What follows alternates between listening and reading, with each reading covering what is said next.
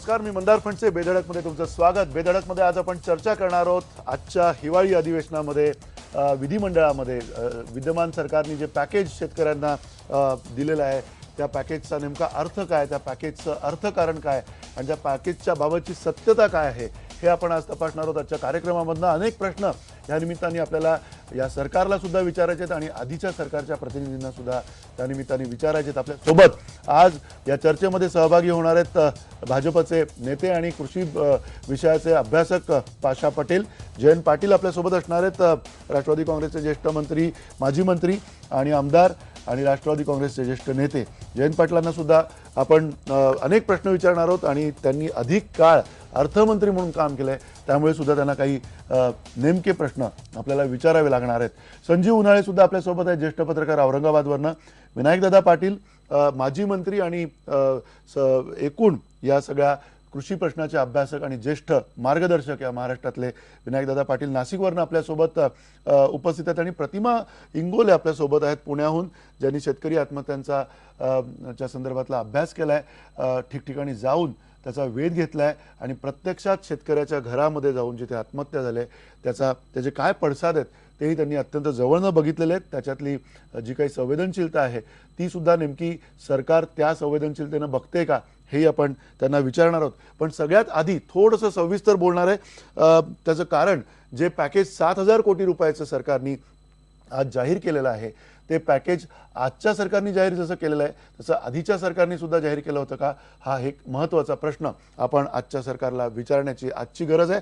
त्या व्यतिरिक्त याच्यामध्ये ही तात्पुरती जशी मदत आहे तशी कायमस्वरूपी सुद्धा मदत जवळजवळ 34,000 कोटी रुपयाची सरकारने जाहीर केलेली. या 34,000 कोटी रुपयांचा सुद्धा जो मुद्दा आहे तो नेमका कसा जाणार आहे तेही आपल्याला बघायचं आहे. 7,000 कोटी एकीकडे आज जे जाहीर झालेले आहेत सरकारनी, त्या 7,000 कोटीमध्ये जवळजवळ 3,981 कोटी रुपये जे आहेत ते राज्य सरकार देणं लागतं आणि 2,884 कोटी रुपये जे आहेत ते केंद्र सरकार देणं लागतं. या सगळ्यामध्ये जसं आपण म्हणतोय की शेतकऱ्यांना शेतीच्या संदर्भातल्या अर्थकारणाला, ग्रामीण अर्थकारणाला दिशा देण्यासाठीची ही पॅकेजेस असणं अपेक्षित आहे. पण ही पॅकेजेस जातात कुठे हा सगळ्यात महत्त्वाचा प्रश्न आपल्याला विचारायचा आहे. थोडंसं आधी भूतकाळात जाऊयात. त्या भूतकाळामध्ये जर का आपण बघितलं तर 2004-2005 साली 1,000 कोटी रुपयाचं पॅकेज त्यावेळेचे तत्कालीन मुख्यमंत्री विलासराव देशमुख यांनी जाहीर केलेलं होतं. 3,750 कोटी रुपयांचं पॅकेज पंतप्रधानांनी, मनमोहन सिंग तत्कालीन पंतप्रधान यांनी जाहीर केलेलं होतं साधारणतः 2006 साली. आणि त्यानंतर पुन्हा जर बघितलं तर 2008 साली, साधारणतः 2008 आणि 2009 साली अशोक चव्हाण हे मुख्यमंत्री असताना 6,208 कोटी रुपयांचं पॅकेज जाहीर झालं होतं, जे कर्जमाफी म्हणून जाहीर झालं होतं. आणि त्यानंतर 71,000 कोटी रुपयांचं ची कर्जमाफी सुद्धा याच काळामध्ये म्हणजे 2008 आणि 2009 या काळामध्ये केंद्र सरकारने सुद्धा जाहीर केली होती. याच्या व्यतिरिक्त आणखीन जर बघितलं तर ही जी पॅकेजेस आहेत यामध्ये तात्पुरती उपाययोजना आणि कायमस्वरूपी उपाययोजना याच्यामधला काय फरक आहे आणि केंद्र सरकारने आतापर्यंत काय दिलं या महाराष्ट्राला त्याच्यावरती आपलं हे पॅकेज किती अवलंबून आहे हे सगळं आपण बघणार आहोत आणि आपल्या या सगळ्या तज्ज्ञांना, पाहुण्यांना विचारणार आहोत. त्या व्यतिरिक्त ज्या शेतकऱ्यांनी आत्महत्या केल्या त्या आत्महत्याच्या संदर्भामध्ये सुद्धा आपल्याला त्यांना काही मूलभूत प्रश्न सरकारला या विद्यमान विचारायचे आहेत. पहिला प्रश्न खरं तर आज संजीव उन्हाळे तुम्हाला विचारायचा आहे. एकीकडे अतिशय भयान असा दुष्काळ आहे मराठवाड्यामध्ये. संजीव उन्हाळ्यांकडे आपण थोड्या वेळाने जाणार आहोत, पण विनायक दादा तुम्हाला खरं तर सुरुवातीचा प्रश्न विचारतोय की ही एवढी हजारो कोटी रुपयांची आता मी यादी वाचली या पॅकेजेसची. पूर्वीचा दुष्काळ तुमच्या पिढीने बघितलेला आहे, 71-72चा जो काही दुष्काळ होता त्या दुष्काळाची तुलना नंतरच्या दुष्काळांमध्ये करण्यात आली, पण पैसा त्यावेळेला एवढा होता का, एवढी पॅकेजेस दिली जायची का आणि त्यावेळची सरकार कशा पद्धतीनं हा दुष्काळ हाताळायचा? खरं तर 72चा दुष्काळ मी स्वतः पाहिलेला आहे. आवाज विनायक दादा बोला. विनायक दादांकडे आपण पुन्हा जाऊया. 72चा दुष्काळ, हा बोला. 72चा दुष्काळ मी पाहिलेला आहे आणि त्यात काम सुद्धा केलेलं आहे. मूळ मुद्दा असा आहे की दुष्काळावरती काय उपाययोजना असाव्यात हे बडोद्याचे गायकवाड सयाजीराव यांनी फार पूर्वी सांगून ठेवलेलं आहे. म्हणजे कुठलंही सरकार आलं आणि कुठेही दुष्काळ जर पडला तर लांब पल्ल्याच्या आणि तातडीच्या हा अशा दोन्हींचे त्यांनी उल्लेख केलेले आहेत आणि त्यावेळी आदेश काढलेले आहेत. हा आता दुष्काळामध्ये काय लागतं लोकांना, तर एक तर पाणी संपलेलं असतं. पाणी संपलेलं असतं म्हणजे जनावरांना पाणी नाही, प्यायला पाणी नाही, हम्म. धान्य नाही. आता पाण्याची व्यवस्था करणं अवघड असतं. धान्याचं हल्ली काय झालंय की धान्य कुठल्या ना कुठल्या भागात तरी उत्पन्न झालेलं असतं आणि ते आपल्याला पाठवता येतं, कारण ट्रान्सपोर्टच्या व्यवस्था आता चांगल्या आहेत. हम्म. त्यामुळे धान्याचा प्रश्न सुटतो आणि रोजगार आपण जो देतो त्या रोजगारामागचं कारण असं आहे की आपण रोजगार न देताही त्यांना पैसे देऊ शकू. किंवा 72च्या दुष्काळात हा जी टीका व्हायची की सतत तुम्ही त्यांना दगड फोडायला लावता, खडी फोडायला लावता, हा परंतु आपण सरकारचे पैसे कष्ट न करता घेतो ही भावना शेतकऱ्याला दुखावणारी आहे. हा आणि म्हणून सयाजीराव महाराजांनी असं सांगितलं की त्यांना उत्पादक कामं द्या, उत्पादक काम नसेल तर अनुत्पादक द्या, पण काम द्या. आता उत्पादक कामांमध्ये असं होतं की तुम्ही तिथे बंधारे बांधू शकता, म्हणजे त्याचा लांब पल्ल्याला पुढच्या दुष्काळांना सामोरं जायला त्याचा उपयोग होऊ शकतो. हा आणि ज्या तातडीच्या ज्या आहेत मग ते हा. खडी फोडणं आलं, रस्ते आणणं, पण काम न करता मी पैसे घेतोय याने अहंकार दुखावणारा, मन मोडणारा एक वर्ग असतो आणि त्याच्याकरता हे पूर्वी मागेल त्याला काम मिळत असे. पाण्याच्या ठिकाणी जनावरांचे कॅम्प जात असत, हा पाणी जिथे असेल तिथे रोजगार हलवले जात होतात आणि दुष्काळाला याच पद्धतीने आपण सामोरं जात आलेलो आहे. त्याच्यात मूळ असं आहे की एक तर हा परमेश्वरी कोप आहे की पाऊस कमी पडतो आणि त्याला आपण दुसरं काहीच करू शकत नाही, कारण तुम्हाला तातडीने काय हवं असतं तर प्यायचं पाणी. हा म्हणजे त्याने पिकं जळतात, जनावरांना मिळत नाही, माणसांना प्यायला मिळत नाही.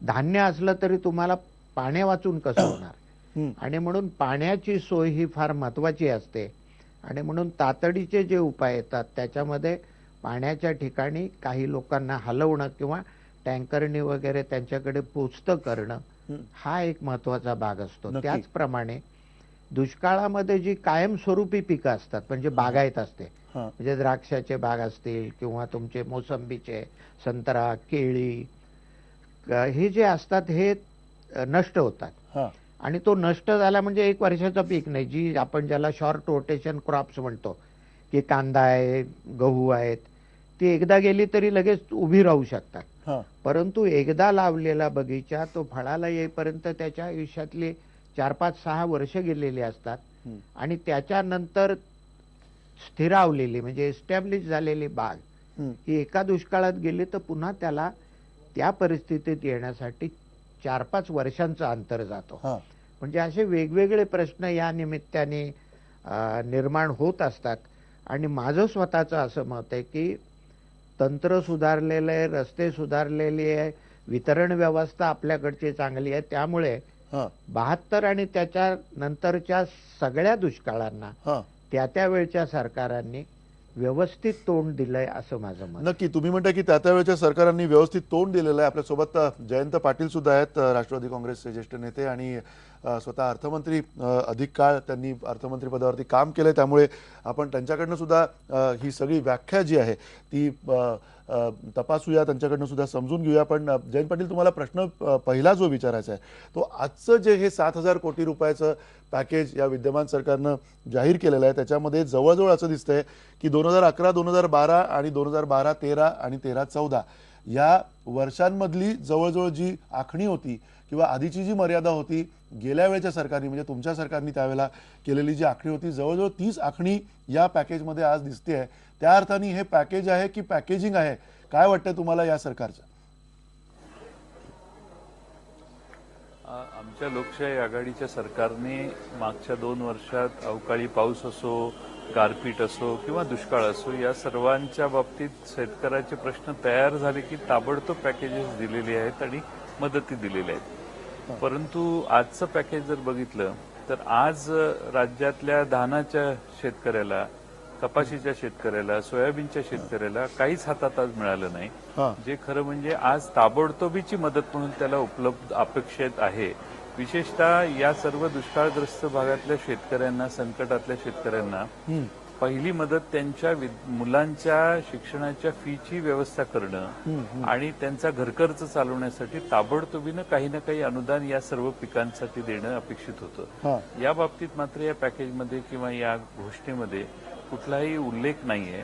विशेषतः दुष्काळी भागातल्या जिथं आत्महत्याग्रस्त मराठवाड्यासारखा भाग आहे, काही ठिकाणी विदर्भात आहे, या सर्व ठिकाणची जी गरज होती त्या गरजेकडे दुर्लक्षित करून लॉंग टर्म प्लॅनिंग जे लोकशाही आघाडीच्या सरकारमध्ये मागच्या 10 वर्षात आमच्या हातकडे होतं, आम्ही ही कामं केलेली आहेत आणि पुढे महाराष्ट्रात चालू आहेत, त्याची बेरीज करून ती 37,000 कोटी रुपये आहे ती त्यांनी फक्त दाखवलेली आहे.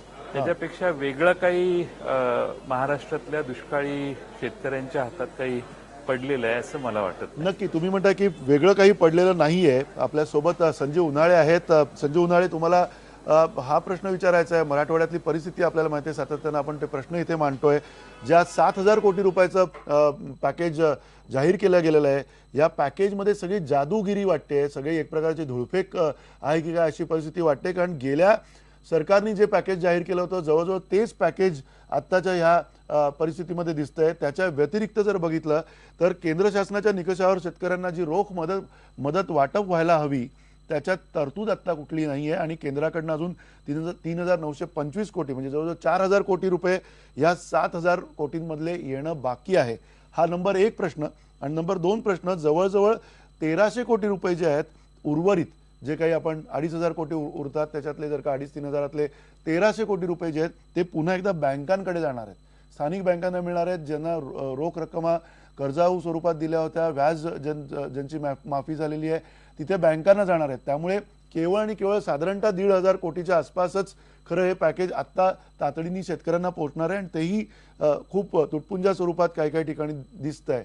ही सगळी परिस्थिती बघता या पॅकेजेसचा उपयोग होतो का? आणि जी आता जंत्री आम्ही वाचली थोड्या वेळापूर्वी की जवळजवळ जर बघितलं तर 90,000 कोटी 1,00,000 कोटीच्या आसपासची ही पॅकेजेस 2006 पासून 2004 पासून आपल्याला दिलेली दिसत आहेत. या पॅकेजेसचा जो पैसा आहे तो तिथे मुरतो का की कुठे दुसरीकडे मुरतो? नाही, मुळामध्ये काय असतं की पॅकेज हा जो शब्द आहे ना हाच फार मुळात फसवा आहे. म्हणजे राज्याच्या अर्थसंकल्पातील विविध तरतुदींची जी गोळाबेरीज असते ती गोळाबेरीज म्हणजे पॅकेज, असं एक सर्वसाधारण आमच्या मराठवाड्यातल्या लोकांना आता बऱ्याच वर्षापासून पॅकेजचा खराखुरा अर्थ असा माहीत झालेला आहे. तर हे सगळं पाहता हा पॅकेज फार शेतकऱ्यापर्यंत त्याचा कर्ज जरी पोहोचत नाही ही जरी गोष्ट मान्य केली तरी मला असं वाटतं की या नवीन सरकारने एक असं म्हणू की सुरुवात चांगल्या पद्धतीने केलेली, किमान एक सुरुवातीचं तरी प्रारंभाचं काम त्यांनी केलेलं आहे, काही तरतुदी केलेल्या आहेत आणि त्या तरतुदीतून असं लक्षात येतं की काही दिशा त्याच्यातून स्पष्ट होते का? तर मला असं वाटतं की थोडीशी दिशा त्याच्यातून स्पष्ट होते. पहिली गोष्ट अशी आहे की त्यांनी एकदम असं जे सावकाराचं कर्ज माफ करण्याचा जो निर्णय घेतलेला आहे, मला असं वाटतं की हा निर्णय हा प्रत्येक प्रथमदर्शनी पाहिलं तर असं लक्षात येतं की बाबा हे सावकाराचं कर्ज कसं माफ करणार, म्हणजे एका अर्थाने सावकारीला एका अर्थाने मान्यता दिल्यासारखंच आहे. तर प्रत्यक्षामध्ये जी वस्तुस्थिती अशी आहे की ज्या आत्महत्या घडतात मोठ्या प्रमाणावर, ह्या आत्महत्या अत्यंत मोठ्या प्रमाणावर या सावकारीमुळे घडतात, ही वस्तुस्थिती आहे. आणि याचं कारण असं आहे की जो लॉर्ड कर्झनने 1904 मध्ये कायदा निर्माण केला सहकाराचा, या सहकाराचे आपण 3-13 वाजवलेले आहेत. अक्षरशः खरेदी विक्री संघ असो की कृषी उत्पन्न बाजार समिती असो, तिथे अशी राजरोस पद्धतीने चाललेली सावकारी असते. सहकार खात्याने मनी लेंडर्स ऍक्ट जो आहे त्या ऍक्टची कसल्याही प्रकारची अंमलबजावणी केलेली नाही आणि त्याचा जो व्याजदर आहे हा खरं म्हणजे नियमाप्रमाणे 1% पाहिजे महिन्याला आणि एकंदर 12% पाहिजे, त्याच्या कितीतरी दुप्पट असा हा व्याजदर आहे. मला असं वाटतं की ज्याप्रमाणे या सरकारने सांगितलंय की आम्ही कायमस्वरूपी दुष्काळावर उपाययोजना करू, त्याप्रमाणे कायमस्वरूपी सावकारी हटवणं हे मला असं वाटतं आत्महत्यांसाठी देखील आवश्यक आहे. त्या दृष्टीने एक पहिलं पाऊल म्हणून आपण म्हणू की उचललं आहे.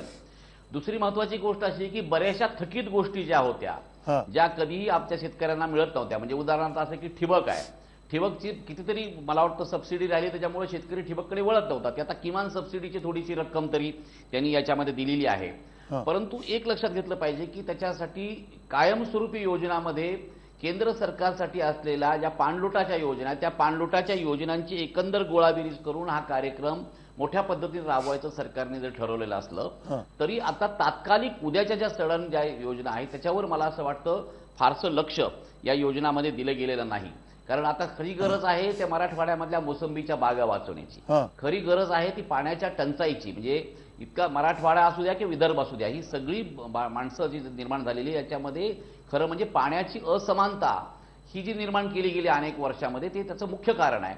आणि त्याच्यावर मला असं वाटतं न्याय देण्याची गरज आहे. आणि ती गरज भागवण्यासाठी मला असं वाटतं की अजून पुढे काहीतरी सरकारने देण्याची गरज आहे. हे जे झालेलं आहे काही फार पुरेसं झाले नाही. कारण पाणी पुरवठ्याच्या योजना आहे त्याच्यामध्ये आपल्या उस्मानाबाद जिल्ह्यामध्ये 63% लोकांना पिण्याचं पाणी मिळत नाही. आमचा जो मराठवाडा आहे हा मराठवाडा सर्वात मागे मराठवाडा माझा असं म्हणण्याची पाळी येते. म्हणजे कुठलाही असो, आरोग्य असो, जन्मदर असो, रोजगार असो, शिक्षण असो, दरडोई उत्पन्न असो, प्रत्येक ठिकाणी हा मराठवाडा मागे आहे. गडचिरोलीच्या नंतर मानव विकास निर्देशांकात आमचा जालना जिल्हा सगळ्यात पुढे आहे. म्हणजे मागे आहे म्हणजे सांगण्याची गोष्ट. ही सगळी परिस्थितीचा साकल्याने विचार करून कायमस्वरूपी दुष्काळ उपाययोजना करण्याचा विचार हा मुळात चांगला आहे. परंतु मला असं वाटतं की त्याच्यासाठी तात्काळ पावलं उचलण्याची गरज आहे. आणि या दृष्टीने सरकारने काहीतरी ऍक्ट होण्याची गरज आहे. आता पीक कर्जावरील ते थोडंसं व्याज माफ करणं किंवा 3 महिन्याचं वीज बिल सरसकट माफ करणं मला असं वाटतं ह्या अत्यंत तात्कालिक स्वरूपाच्या योजना आहेत. त्यामुळे शेतकऱ्यांना फारसा दिलासा मिळेल अशी परिस्थिती नाही. कारण नक्की एक मिनिट तुम्हाला थोडक्यात थांबवतो. प्रतिमा इंगोले आपल्या सोबत आहेत, त्यांना सुद्धा हा प्रश्न आधी विचारूया की प्रतिमाताई तुम्ही प्रत्यक्ष घरात गेलेल्या आहेत जिथे इथे आत्महत्या झालेल्या आहेत शेतकऱ्यांच्या. अनेक कारणं तुम्ही तिथे अत्यंत जवळून बघितलेली आहेत. तुम्हाला असं वाटतं का की एकीकडे आता सावकारीचा विषय निघालाय, सावकारीमध्ये अधिकृत सावकारी आणि अनधिकृत सावकारी अशा पद्धतीचं वर्गीकरण आपण झालेलं बघतोय. अधिकृत सावकारांचे जे पैसे आहेत, लायसन्स सावकारी जे आहे त्यांचे पैसे सरकार चुकतं करणार आहे असंही सरकारने म्हटलेलं आहे. हे सगळं जे काही घडतंय, ही सगळी जी पॅकेजेस आहेत ती पॅकेजेस येणाऱ्या काळामध्ये शेतकऱ्याची जी दुर्दशा झालेली आहे ती थांबवण्यासाठी उपयोगी पडतील का? तुमचं काय त्याच्याबद्दलचं मत आहे? माझं स्वतःचं असं स्पष्ट मत आहे की हे शेतकऱ्याच्या उपयोगी पडणार नाही. एकतर असं की कुठेही जी अवैध सावकारी आहे त्याची कुठेही नोंद नसते, पहिली गोष्ट. आणि मी जेव्हा विदर्भात फिरले आणि आत्महत्यांच्या बाबत मी जेव्हा प्रत्यक्ष पाहणी केली तेव्हा माझं असं लक्षात आलं की ज्या ज्या आत्महत्या झालेल्या आहेत त्या बहुतांशी बँकांची कर्ज असल्यामुळेच आत्महत्या झालेल्या आहेत. कारण काय की सावकार एवढा थांबतच नाही, तो कशावर तरी जप्ती आणतो, तो शेत ताब्यात घेतो, माल ताब्यात घेतो किंवा घरातलं काहीही ताब्यात घेतो, पण तो थांबायला तयार नसतो. त्यामुळे बँकांची जी कर्ज असतात त्या कर्जाच्या ते वाढत जातं व्याज आणि कर्ज, आणि त्याच्या धसक्यामुळे शेतकरी आत्महत्या करतात असं बहुतांशी मी जे पाहणीतून नोंदवलेलं माझं मत आहे ते माझं मत आहे. आणि दुसरी गोष्ट अशी की या पॅकेजचा काहीही फायदा होत नाही. कारण तुम्ही स्वतःही सांगितलेलं आहे की 2004 पासून आपण पॅकेजेस दिली जात आहेत हे पाहतोय. असं असताना आतापर्यंत आत्महत्या थांबल्यात का हा मूळ प्रश्न आहे. कारण पहिली आत्महत्या विदर्भात जेव्हा झाली तेव्हा ती 1998 साली झाली रंगराव भटकर नावाच्या माणसाची. रंगराव इसनाजी भटकर त्याचं नाव आहे. पण त्यानंतर जर पॅकेजचा फायदा झाला असता तर आत्महत्या थांबल्या असतात. आज आपण बघतोय की विदर्भात पण आत्महत्या होत आहेत, मराठवाड्यात पण आत्महत्या होत आहेत. त्यामुळे या पॅकेजचा त्याला काहीही फायदा होत नाही. माझ्या चारोळीमध्येच मी लिहिलेलं आहे की शेतकऱ्याच्या मरणाला पॅकेजचा रुमाल, पैसा जातो बिळात, माल खातो दलाल. यावरून तुमच्या लक्षात येईल. आधीच्या पॅकेजमध्ये तर असं होतं की पॅकेज प्राप्त करण्यासाठी शेतकऱ्याला 300 रुपयाचा फॉर्म भरावा लागत होता. आणि काही शेतकऱ्यांनी कर्ज काढून 300 रुपयाचा फॉर्म भरून पॅकेजसाठी अर्ज दाखल केले होते. पण जेव्हा प्रत्यक्ष पॅकेज मिळाले तेव्हा आमदारांच्या नातेवाईकांना, त्यांच्या चमच्यांना, त्यांच्या कार्यकर्त्यांना मिळाले आणि शेतकऱ्यांवरती 300 रुपये भरून फॉर्म भरला याच्याबद्दल पश्चातापाची वेळ आली. त्यामुळे पॅकेजचा हा सावळा गोंधळ आहे. आणि खरं म्हणजे शेतकरी आता जेव्हा म्हणजे आत्महत्येच्या विचारापर्यंत येऊन ठेपलेला आहे तेव्हा त्याला पॅकेज देऊन काहीच फायदा नाही. ते असं होईल की आजारी माणूस आहे आणि त्याला आपण श्रीखंड पुरी देतो आहे, त्यामुळे काही फायदा होणार नाही. त्याला सलाईनच तुम्हाला द्यावं लागेल. आणि त्यासाठी माझं असं स्वतःचं स्पष्ट मत आहे की प्रत्येक शेतकऱ्याला त्यांनी आपल्याला आतापर्यंत मदत केली असं समजून त्याला प्रत्यक्ष 5,000 तरी किमान मदत दिली पाहिजे. आणि ते पण त्यांनी आपल्याला कसं आहे, अन्नाची गरज सर्वांना नाही, नक्की. तुम्ही एकच मिनिटात आई, मी तुमच्याकडे पुन्हा येतो. पाशा भाऊ आपल्या सोबत आहेत. पाशा पटेल, तुम्हाला हे सगळं आपल्याला बोलती बंद होईल आपली अशा पद्धतीचं प्रतिमाताई जे बोलतात त्याच्यावरनं आपल्याला आपली मनस्थिती होते. जी परिस्थिती आहे, जे पॅकेज आता दिलेलं आहे, तुम्हाला सातत्यानं हाच प्रश्न पुन्हा मला विचारायचा आहे की जे पॅकेज आहे ते पॅकेजिंग केलंय का? गेल्या सरकारने जे जाहीर केलं होतं तेच या सरकारने जाहीर केलंय? एका परीने 7,000 कोटी आणि 34,000 कोटी कायमस्वरूपी योजना, की आणखीन त्याच्यामध्ये काही वेगळं तुम्हाला त्याच्यामध्ये दिसतंय? एक गोष्ट प्रतिमाताईंनी सांगितलं आणि बाकीच्या लोकांनी पण सांगितलं की शेतकरी हा कर्जामुळे मरतो. एक गोष्ट विचार करा की कर्जच का होतो ह्याचा विचार केला पाहिजे ना. शेतकऱ्याच्या शेतीमालाला त्याचा खर्च भरून निघेल एवढे भाव मिळत नाही म्हणून तो कर्जामध्ये गेलेला आहे. आजपर्यंत इतिहास असा आहे की शेतकरी आपल्या शेतामध्ये 100 रुपये जर खर्च केला तर फक्त त्याला 72 रुपयेच परत मिळतात. म्हणून तो वर्षाला वर्ष खंगत गेलेला आहे आणि तो असा दुष्काळ पडला की झटक्यात मरून जातो. शेतकरी आत्महत्या करतो त्याचं कारण त्याला जगण्याचे सगळे मार्ग बंद झाले की शेवटचा मार्ग ही आत्महत्या आहे. आणि मी सुद्धा ही गोष्ट मानणार नाही की आता त्याला काही दिल तर तो काही त्याचं मरण काही थांबणार नाही. त्याचं मरण जर थांबवायचं असेल तर गेल्या त्याला स्वातंत्र्यानंतर आजपर्यंत त्याची शेती कायम तोट्यात नक्की आपण स्वातंत्र्यानंतरचा विचार करूया. पण आता जी परिस्थिती आपल्यासमोर येऊन ठाकलेली आहे, मे महिन्यापर्यंतची परिस्थिती अधिक कदाचित भीषण होईल. पाशाभाऊ, मी तुमच्याकडे येतो. आणखीन काही प्रश्न त्याच्यावरती आपल्याला विचारायचे आहेत. सगळ्यात महत्त्वाचा प्रश्न आणखीन आहे की या पॅकेजेसचा पैसा जातो कुठे आणि त्या पैशाचा विनियोग जो आहे तो नक्की कुठे होतो, कसा होतो, तो नीट होतो का, हेही आपण आपल्यासोबत माजी अर्थमंत्री आणि राष्ट्रवादी काँग्रेसचे नेते जयंत पाटील आहेत त्यांनाही विचारणार आहोत एका छोट्याशा ब्रेकनंतर.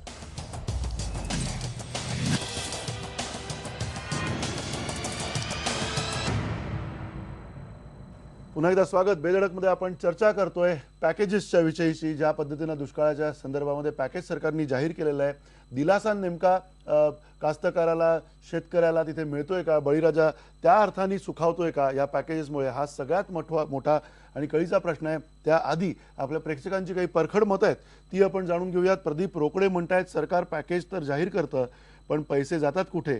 शेतकऱ्याला तर मदत मिळतच नाही. राहुल गंधे म्हणतात पॅकेज हे फक्त दिखाव्यासाठी असतं, त्या आकड्यांनीच शेतकऱ्याला फक्त भुरळ पाडली जाते. आणि विठ्ठल चव्हाण म्हणतात पॅकेजच्या नावाखाली सत्ताधारी आपलीच घरं भरतात, शेतकरी उद्ध्वस्त झाला तर कोणाला काय फरक पडतो. आणि निलेश निकम म्हणतायत पॅकेजचं फक्त अर्थकारण होतंय, मूळ प्रश्नांची चर्चा कुठे होते? मूळ प्रश्न नेमके काय आहेत हेही खरं त्यानिमित्ताने आपण समजून घेऊयात. पण त्यापूर्वी जयंत पाटील, तुम्हाला प्रश्न विचारायचा आहे. एकतर तुम्ही अत्यंत आक्रमक होऊन विरोधक म्हणून यावेळेला जे काम केलेलं आहे त्याचं एक कुठेतरी यश म्हणा, जर का सकृतदर्शनी म्हटलं तर त्या दबावामुळे विद्यमान सरकारने ही पॅकेज सगळी जाहीर केलेली आहेत. पण कुठेतरी ही पॅकेज म्हणजे एक जगलरी वाटते, एक प्रकारची जादूगिरी वाटते. तुमच्या सरकारने आधी केलेली 2011 सालची जी काही धोरणं आहेत, जी पॅकेजेस, जवळजवळ तेच पॅकेज आज सुद्धा आपल्यासमोर येताना दिसत आहे. याचा अर्थ ही पॅकेजेस धुळफेक आहेत असं म्हणायला जागा आहे असं तुम्हाला वाटत नाही का?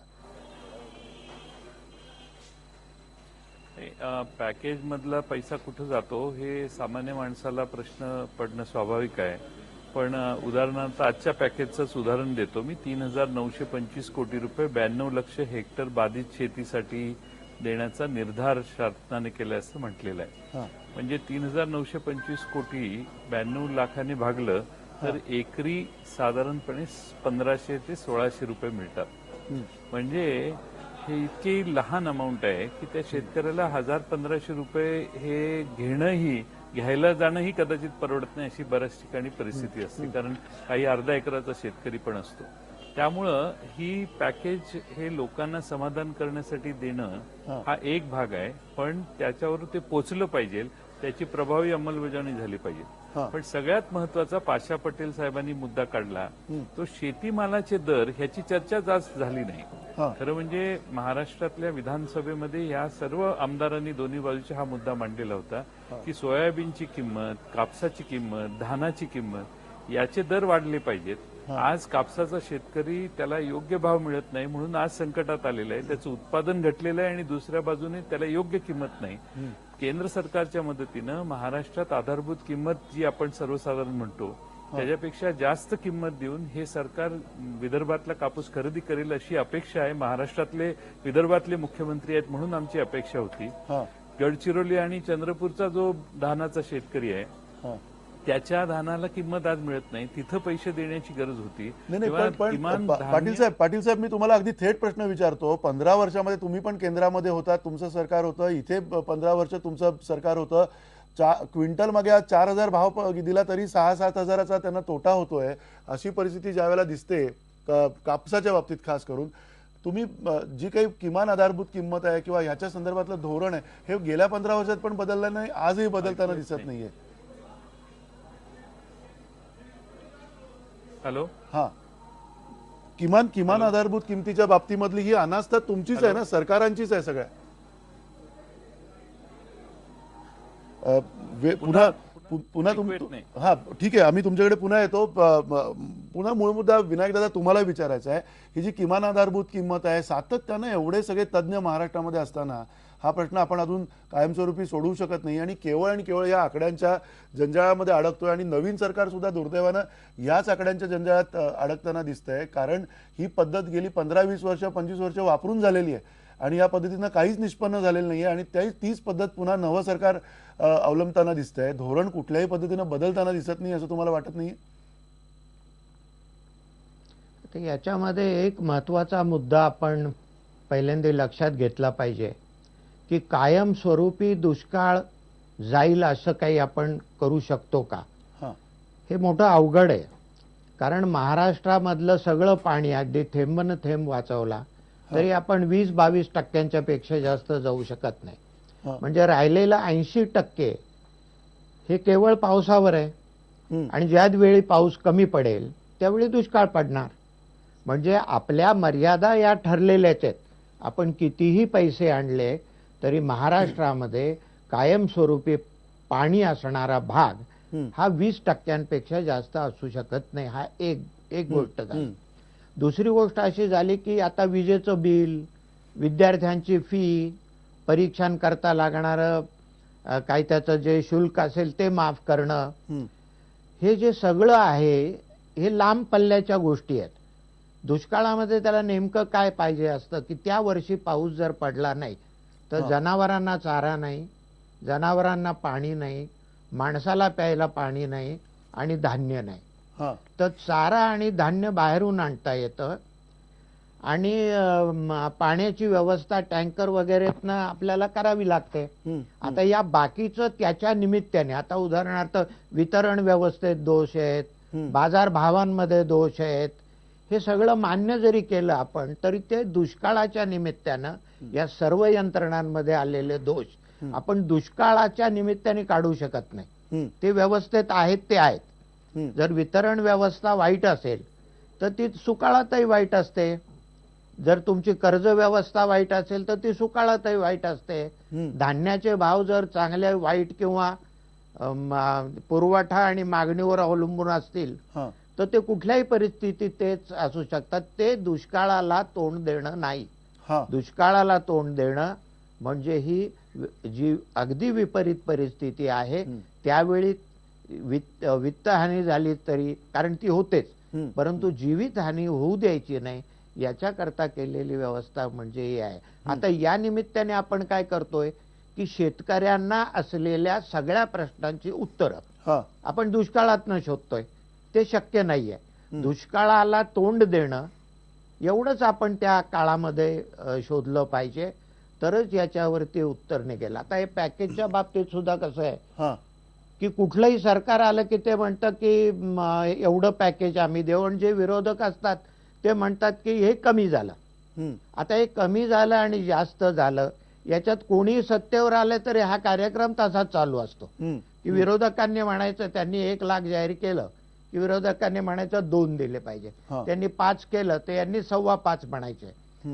यांनी सगळ्यांनी एक लक्षात ठेवलं पाहिजे की शेतकरी हा केवळ पोटावर जगत नाही, त्याला मन आहे, त्याला भावना आहे. आणि म्हणून अशा प्रश्नांवर सरकार आणि विरोधक या सगळ्यांनी एकत्र येऊन याच्यावरती आपण काय करू शकतो, म्हणजे सरकारला मर्यादा आहे, शेतकऱ्याला किती पाहिजे हा वेगळा मुद्दा आहे, त्याच्या अपेक्षा किती आहेत हा वेगळा मुद्दा आहे, परंतु सरकारकडे असलेल्या निधीतनं, कारण त्यांना सगळं राज्य बघायचं, त्याच्यातलं याच्याकरता ते किती देऊ शकतात हे बघून सरकार आणि विरोधी पक्ष म्हणजे सत्ताधारी आणि नक्की, विरोधी पण तुम्ही मिळून सरकार तुम्ही आहे. विनायक दादा तुम्ही म्हणताय की विरोधी पक्ष आणि सत्ताधारी यांनी सुद्धा याच्यामध्ये समंजसपणाची भूमिका घेतली पाहिजे. जयंत पाटील, तुम्ही खरंच सांगा, थोडंसं राजकारण आपण काही वेळापुरता बाजूला ठेवूया, अशी विरोधकांची आणि सत्ताधाऱ्यांची समंजस भूमिका आम्हाला बघायला मिळेल का महाराष्ट्राला? नक्की बघायला मिळेल, कारण सर्वच आमदारांना लोकांचं, विशेषतः दुष्काळी भागातल्या शेतकऱ्याचं हित सांभाळण्याची आवश्यकता आहे आणि तीच भावना सभागृहाची आहे. सरकारने देण्यात त्यांचा ताकद कमी पडली किंवा किरकोळ, आता 1700 रुपये किंवा 1600 रुपये एकरी ही फारच किरकोळ रक्कम आहे. पण धोरण काय किंवा दिशा काय याचा अभ्यास जर या आजच्या सगळ्या मुख्यमंत्र्यांनी घोषित केलेल्या कार्यक्रमाचा बघितला तर एक धोरण म्हणजे महाराष्ट्रातल्या शेतकऱ्यांना नवीन कनेक्शन विजेचे देण्याची सरकारची तयारी दिसत नाही. त्यांनी थेट घोषणा केली की आम्ही 5 लाख सोलर पंप देणार. म्हणजे नवीन ऍडिशनल कॅपॅसिटीचं बर्डन घेऊन ते आव्हान स्वीकारणं आणि नवं जनरेशन महाराष्ट्रात तयार करणं, हा कार्यक्रम कुठंतरी अडचणीत आलेला दिसतोय आणि म्हणून सोलर पंप देण्याची घोषणा मुख्यमंत्र्यांनी केली.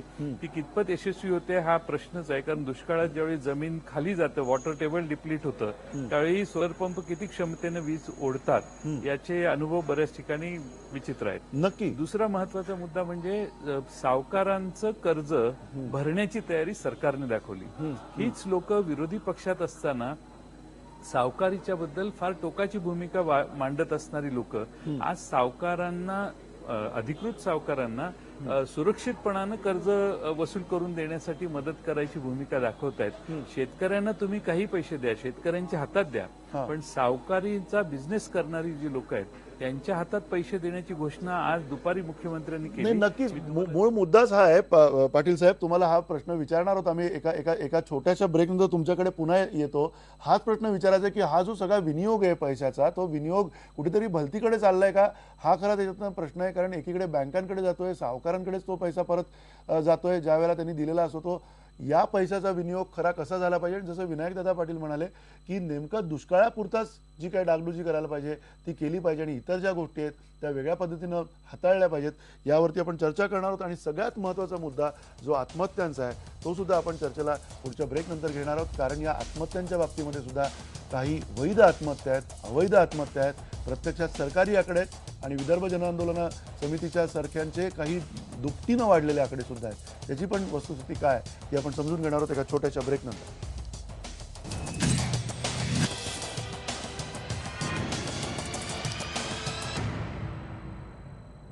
शेतकऱ्यांना जाहीर केलेल्या पॅकेजेस संदर्भातली ही चर्चा सुरू आहे. काही प्रतिक्रिया, बेधडक प्रतिक्रिया आपल्याला मिळत आहेत आपल्या प्रेक्षकांकडून. विनायक खरात म्हणतायत पॅकेजेस म्हणजे राजकारण्यांची रोजगार हमी योजना बनली आहे का, आणि प्रकाश पंडित म्हणतात गेल्या पॅकेजेसचे पैसे गेले कुठे याचा जबाब कोण देणार. हे सगळे प्रश्न सामान्य प्रेक्षकांचे आहेत आपल्या आणि सामान्य माणसाचे, तुमच्या आमच्या मनातले प्रश्न आहेत. ज्या प्रश्नांची उत्तरं देणारे इथले मान्यवर सुद्धा अतिशय अनुभवी आणि अनेक तास आपण खरी चर्चा करू शकतो असे हे सगळे मान्यवर आहेत. ह्याच्यातला पहिला प्रश्न या चर्चेतला आत्ता विचारायचा आहे तो पाशा पटेल तुम्हाला, ज्याच्यामध्ये जी कायमस्वरूपी उपाययोजना या पॅकेजेसमध्ये आज जाहीर करण्यात आलेली आहे ती जवळजवळ 34,000 कोटी रुपयांची आहे, ज्याच्यामध्ये उपलब्ध तरतूद सरकार म्हणते त्यांच्याकडे 1900 कोटी रुपये आहेत. जर 1900 कोटी रुपये आपल्याकडे आहेत आणि 34,000 कोटी रुपयांची तरतूद आपण करून ठेवलेली आहे, उर्वरित जो काही त्याच्यामधला डेफिसिट आहे तो आपण कुठनं आणणार आहोत, कशा प्रकारे आणणार आहोत, कोण देणार आहे, हे सगळी जी धुळपेक तुम्हाला वाटत नाहीये का ही पॅकेजेस जाहीर करतानाची? आणि एक गोष्ट लक्षात घ्या की आता हे दुष्काळ हटवायचं म्हटल्यानंतर, आणि दुष्काळ काय आता हे पहिला आणि शेवटचा नाही, आता वर्षाला दुष्काळ पडणार आहे, हे काळ्या दगडावरची पांढरी रेखा. आता दुष्काळ कोण थांबवू शकत नाही. आता ग्लोबल वॉर्मिंगचे परिणाम असे आपल्याला भोगावे लागणार आहेत की दरवर्षी दुष्काळ पडणार आहे वेगवेगळ्या भागामध्ये आणि वेगवेगळ्या स्वरूपामध्ये.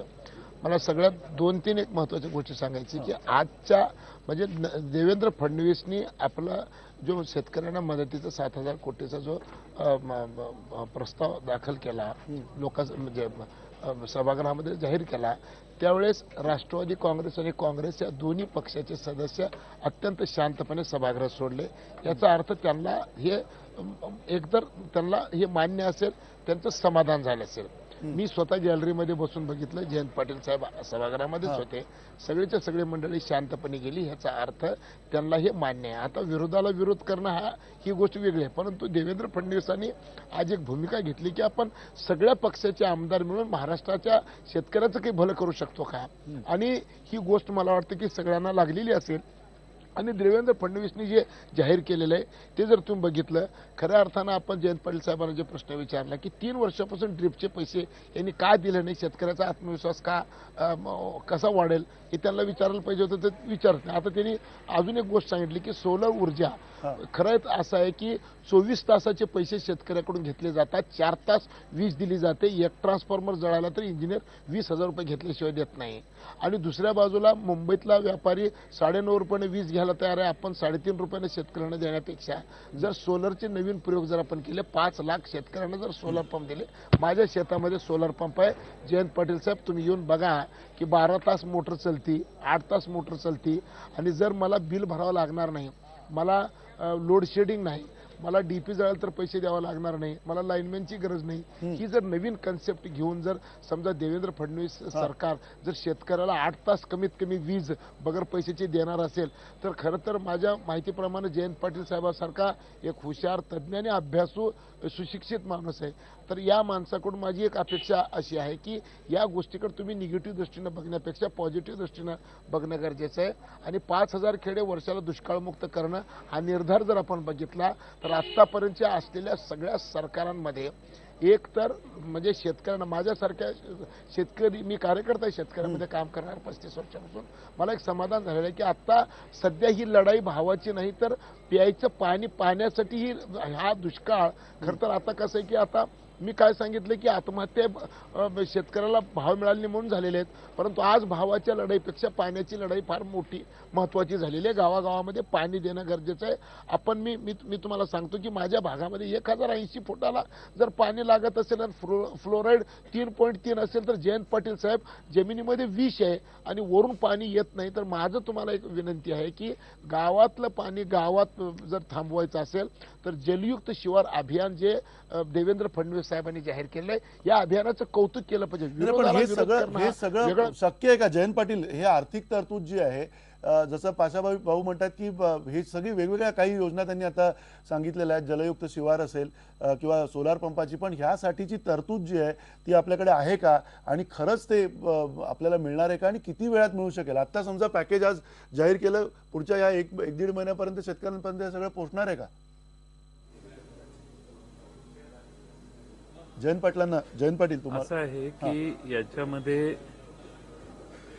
याच्यामध्ये पहिला प्रश्न असा आहे की सोलर पंप देण्याच्या बाबतीत कोणाचा विरोध नाही, पण राज्याचं कायमचं धोरण हे असलं पाहिजे की आपल्या राज्यात वीज निर्मिती दरवर्षी सतत वाढली पाहिजे.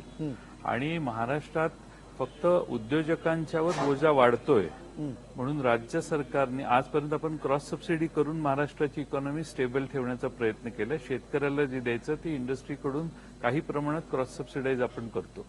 ती भूमिका आता हळूहळू हे नवं सरकार सोडायला लागलेलं आहे. आणि ते सोडत असताना नवी वीज निर्मिती करण्याचं उद्दिष्ट हे आपल्याला झेपणार नाही, म्हणून मग आपण हा नवा पर्याय करतोय. ठीक आहे, आपण त्याचंही स्वागत करायला अडचण नाही, परंतु सोलर पंपचं कार्यक्षमता आणि त्याची किती खोलीवरून पंप वीज पाणी ओढून घ्यायची क्षमता आहे याचा अभ्यास करावा लागेल.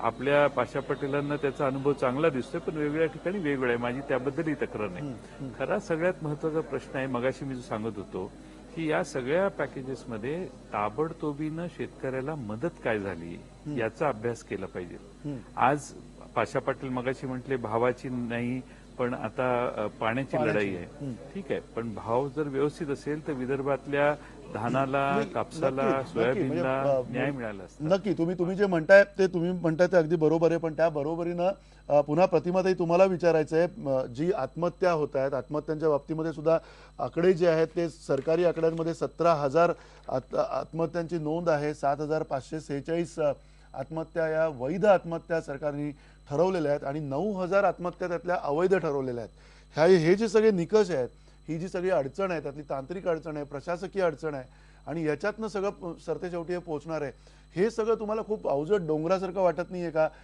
प्रत्यक्षात शेतकऱ्याला एवढे 1,000 कोटी रुपये दाखवून किंवा त्याला देतोय असं काहीतरी सांगून हे ह्या वेगवेगळ्या निकषांमध्ये अडकून पडले असं तुम्हाला वाटत नाही?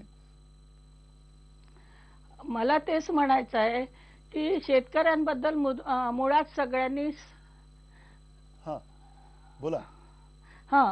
मला असं म्हणायचं आहे की शेतकऱ्यांबद्दल मुळात सगळ्यांनी संवेदनशील असणं आवश्यक आहे.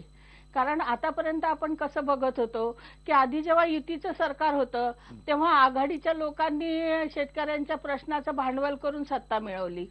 आता परत आघाडीचं सरकार होतं तेव्हा आता युती झाली आहे त्यांची, युतीच्या लोकांनी परत सत्ता मिळवली.